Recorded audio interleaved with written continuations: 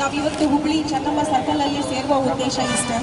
ಸರ್ಕಾರ ಹಿಜಾಬ್ ಉಟ್ಕೊಂಡು ಕಾಲೇಜ್ ಕ್ಯಾಂಪಸ್ಸಲ್ಲಿ ಸ್ಕೂಲ್ ಶಾಲಾ ಕಾಲೇಜುಗಳಲ್ಲಿ ಬರಬಹುದು ಅನ್ನೋ ಅನುಮತಿ ಕೊಟ್ಟಿದ್ದಕ್ಕೆ ನಮ್ಮದು ಈ ಒಂದು ಪ್ರತಿಭಟನೆ. ನಮಗಿದು ಒಪ್ಪಿಗೆ ಇಲ್ಲ.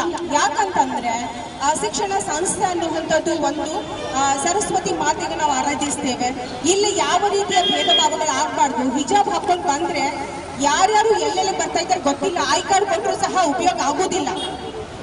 ಹಿಜಾಬ್ ಹಾಕೊಂಡು ಯಾರ್ಯಾರು ಬರ್ತಾರೋ ಯಾರ್ಯಾರು ಇಲ್ಲೋ ಭಯೋತ್ಪಾದಕರು ಬರ್ಬೋದು, ಯಾರಾದ್ರೂ ಬರ್ಬೋದು, ಯಾರು ಏನಾದ್ರೂ ಮಾಡ್ಬೋದು. ನಾವ್ ಯಾರನ್ನು ಕೇಳಕ್ಕೂ ಆಗಲ್ಲ, ಯಾರನ್ನು ಹೇಳಕ್ಕೂ ಆಗಲ್ಲ.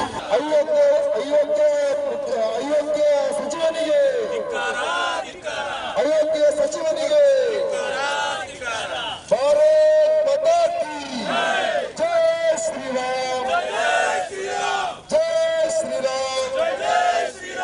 ನೀವು ಹಿಜಾಬ್ ಹಾಕೋಬಹುದು, ಮುಸ್ಲಿಂ ಐಡೆಂಟಿಟಿಗೆ ಅವಕಾಶ ಮಾಡಿಕೊಡೋದಾದ್ರೆ ಕೇಸರಿ ಹಿಂದುತ್ವಕ್ಕೆ ನಾನು ಕರ್ನಾಟಕದ ಎಲ್ಲ ವಿದ್ಯಾರ್ಥಿನಿಯರು ಹಿಂದೂ ವಿದ್ಯಾರ್ಥಿನಿಯರಿಗೆ ಹೇಳ್ತಾನೆ, ಕೇಸರಿ ಶಾಲ್ ಹಾಕೊಳ್ಳಿ.